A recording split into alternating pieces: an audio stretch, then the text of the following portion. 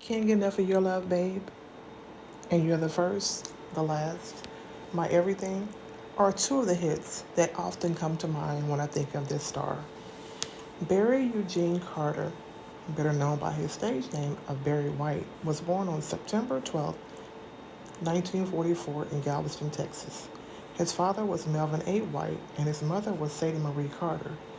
His parents never married, so his mother gave him her last name, but he later took on the surname of his father. He grew up in the Watts neighborhood of South Central Los Angeles, California. He was the older of two children. His brother Daryl was 13 months younger. White grew up listening to his mother's classical music collection and first took to the piano, emulating what he heard on the records. White attended Jacob A. Riles High School, an all boys academy in southeastern Los Angeles. White voice deepened suddenly when he was 14. He recalls, quote, as a child, I had a normal, squeaky kid voice. Then, as a teenager, that completely changed. My mother cried because she knew her baby boy had become a man, end quote. In a 2000 interview with Conan O'Brien, he further recalls, quote, I woke up one morning when I was 14, I spoke to my mother, and I scared both of us, end quote. White was jailed for 4 months at the age of 16 for stealing $30,000 worth of Cadillac tires. That's equivalent to $290,000 in today's money. While in jail, he listened to Elvis Presley singing It's Now or Never on the radio, an experience he later credited with changing the course of his life. On his 18th birthday, he skipped school and walked to Capitol Records headquarters in downtown Los Angeles and stood across the street from the office staring for hours. Seeing the liveliness of the area, it inspired him to work in Hollywood and the entertainment industry after despite not knowing how to read or write music. After his release from jail, White left the gang life behind and began a musical career at the beginning of the 1960s in singing groups. His first release, Too Far to Turn Around, in 1960 as part of the Upfronts before working for various small independent labels in Los Angeles. He also recorded several singles under his own name in the early 1960s, backed by local groups, the Atlantics and the Majestics.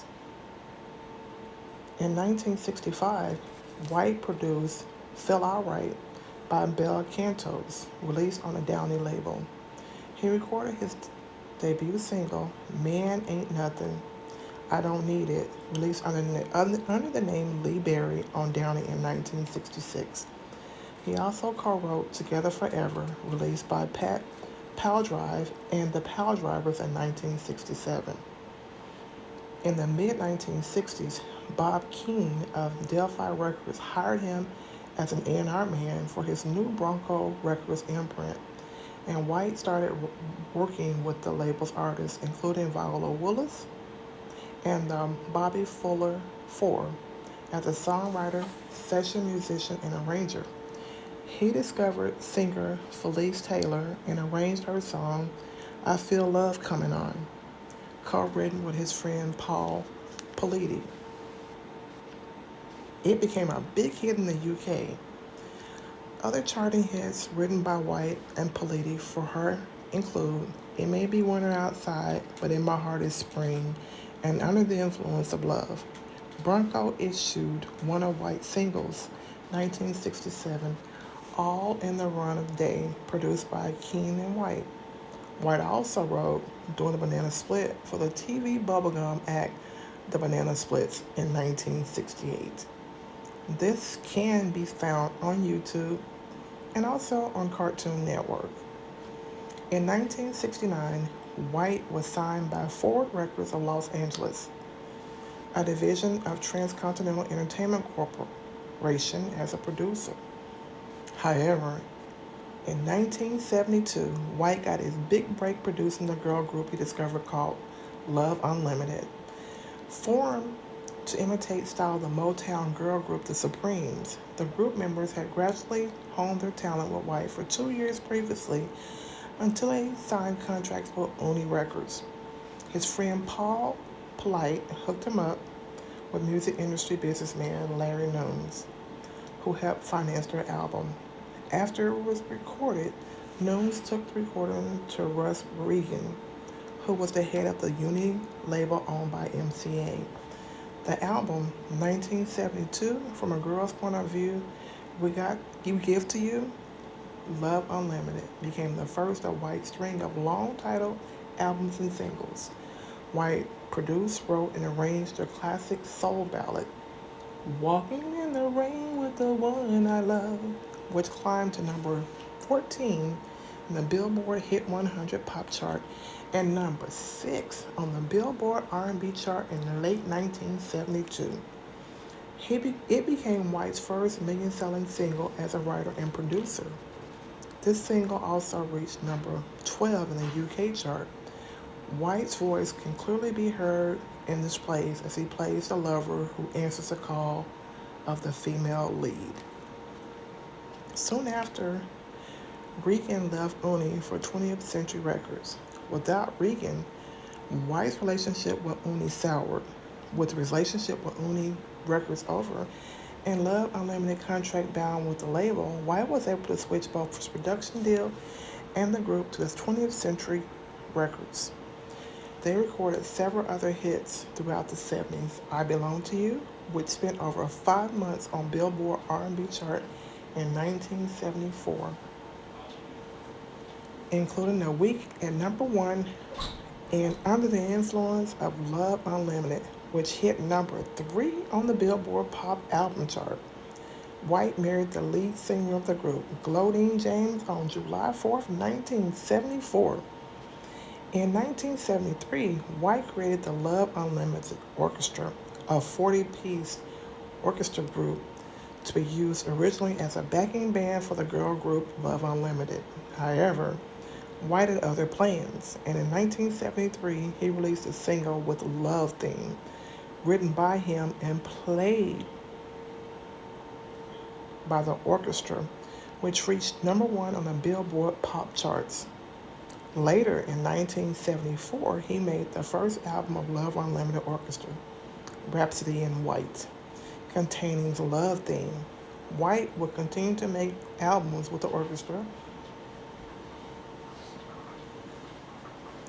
achieving some success such as Rhapsody in White, Satin Soul, Forever in Love, Midnight Groove, My Sweet Summer Sweet, remake of Theme from King Kong.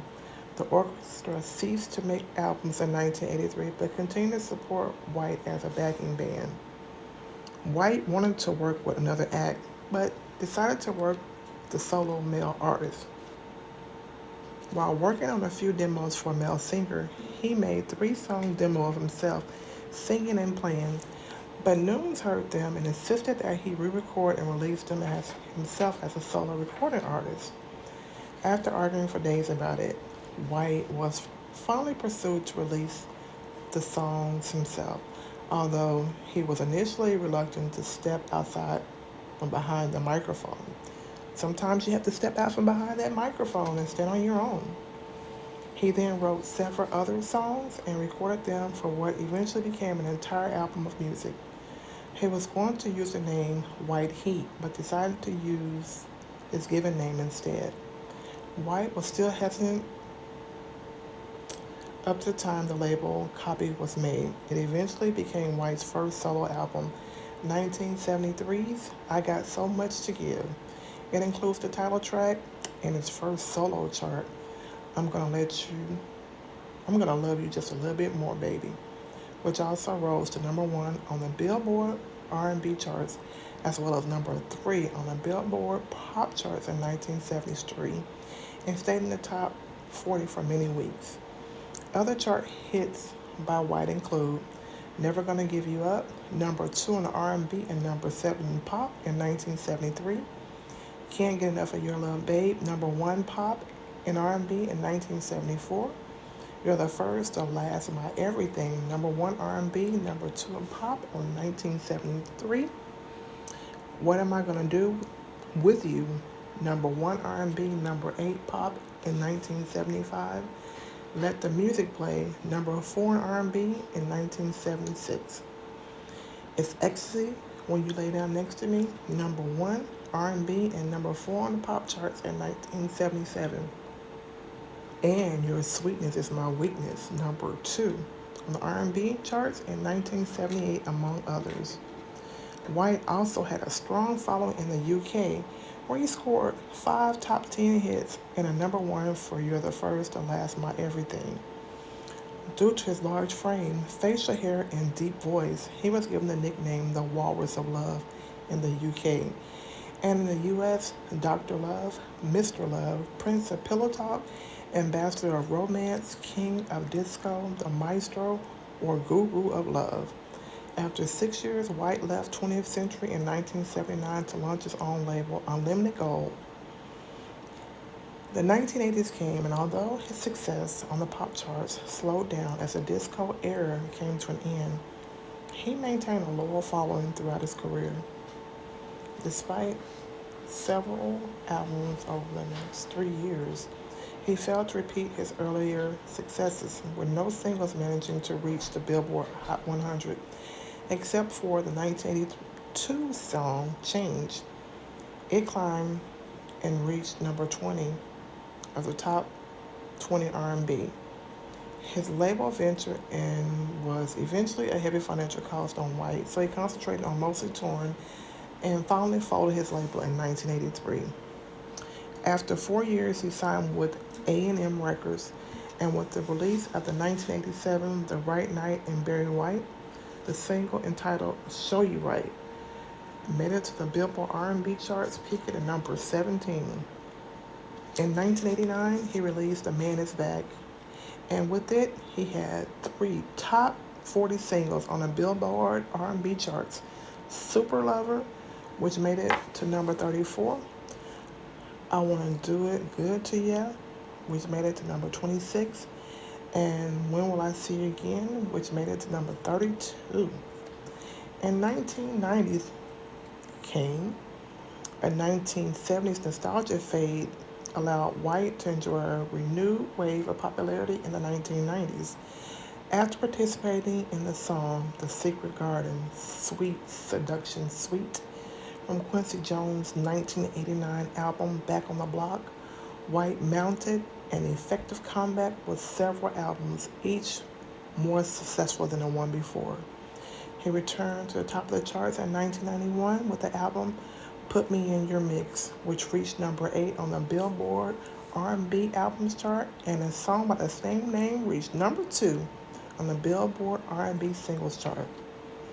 In 1994, White released The Icon Is Love, which went to number 1 on the Billboard R&B Albums chart, and the single Practice What You Preach gave him his first number 1 on the R&B Billboard Singles chart in almost 20 years.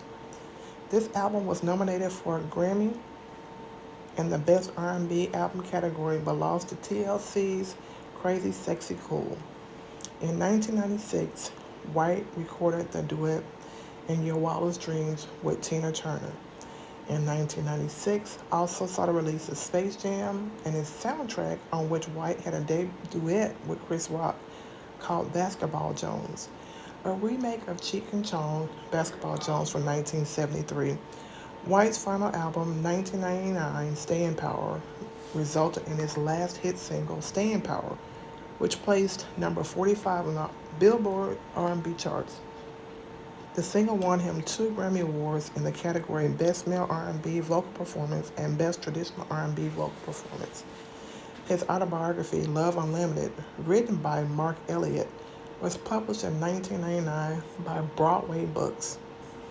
Over the course of his career, White sometimes did voiceover work for televisions and movies.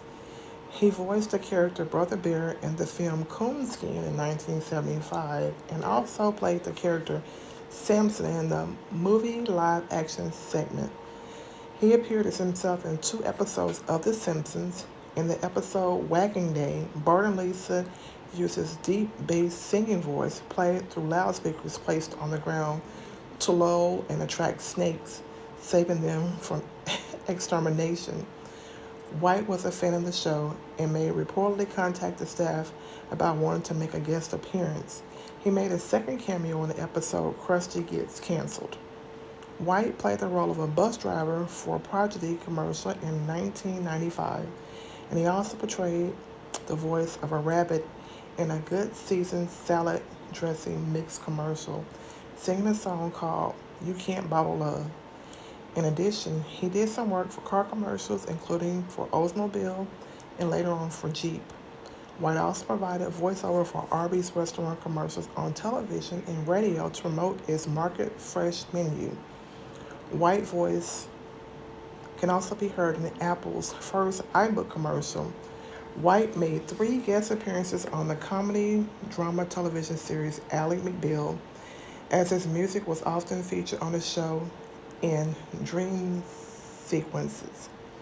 White was first married to his childhood sweetheart, identified as just Mary in his autobiography. By the time he was 19, they separated in 1969 and later divorced. In 1974, White married singer Glodine James. The couple collaborated on the 1981 album Barry and Glodine. They reportedly separated in 1988, but they were still legally married until White's death in 2003, although they lived separate lives. However, although estranged from White for over a decade, as his widow, she was made sole executor of his estate. White had 9 children. By the age of 16, White had fathered 2 kids with his first wife, Mary. They had 4 children together. In 2017, his son, Darrell White, from his first marriage, sued his estate, claiming he was cut off financially. White had 4 children with his second wife, Glodine James. Their daughter, Shara, was his personal assistant. Barry Jr. played in the Love Unlimited Orchestra and was also his tour manager. White's son, McKevin, worked in his publishing administrator. White had a daughter, Denise Donald, born in 1962 to Gertha Allen. She did not discover who her biological father was until 1988. She was accepted by White, and with his help, she rechanged her name to Denise White. In 2016, she sued White's estate after she stopped receiving money. After White's death in 2003, his girlfriend Catherine Denton claimed her infant daughter, Brianna, was his biological daughter. Denton also claimed that she was owed money and personal items that White had promised to give her. Paternity tests revealed that he was not the father of her child, and Denton essentially lost her court case. As the years went by, White was overweight for most of his adult life and suffered from related health problems. He was also known as a heavy smoker, reportedly smoking approximately 150 cigarettes a day, roughly between 7 to 8 packs. While on tour in the summer of 1995, White nearly collapsed after a concert. He took a break from performing that fall, and on October 30th that year, he was hospitalized after having a stroke due to high blood pressure. He was in a coma for 4 days, but was discharged a week after coming out of it. While touring with Earth, Wind & Fire in August 1999, White was forced to cancel a month's worth of tour dates owing to exhaustion, high blood pressure, and a hectic schedule. Family, friends, and associates also reported that as the 2000s began, White was in such poor health that he could hardly stand up. His last performance suffered as a result. In September 2002, White was hospitalized with kidney failure attributed to chronic high blood pressure. He was also believed to have been a diabetic. While undergoing dialysis and awaiting a kidney transplant, in May 2003, White suffered a severe stroke, which forced him to retire from public life. He also suffered multiple seizures in his last few weeks. White's unstable health prevented him from receiving a new kidney, and he died on July 4, 2003, at Cedar Sinai Medical Center in Los Angeles, California, after suffering cardiac arrest, age 58 years old. His remains were cremated and the ashes were scattered in the ocean off the California coast. On September 20th, 2004, White was posthumously inducted into the Dance Music Hall of Fame at a ceremony held in New York. On September 12, 2013, which would have been White's 69th birthday, he was posthumously awarded the 2,506th star on the Hollywood Walk of Fame at 6914 Hollywood Boulevard in the category of recording. The show Counting Cars played tribute to White by restoring the last car he owned for his widow Glodine. In the obituary referring to White by his nickname, the Walrus of Love, the BBC recalled the rich trims of one of the most distinctive soul voices of his generation, about which it was once said, quote, if chocolate fudge cake could sing, it would sound like Barry White. If you like what you see, if you like what you heard, please be sure to click like and subscribe. As always, thank you for listening to A Touch of Soul.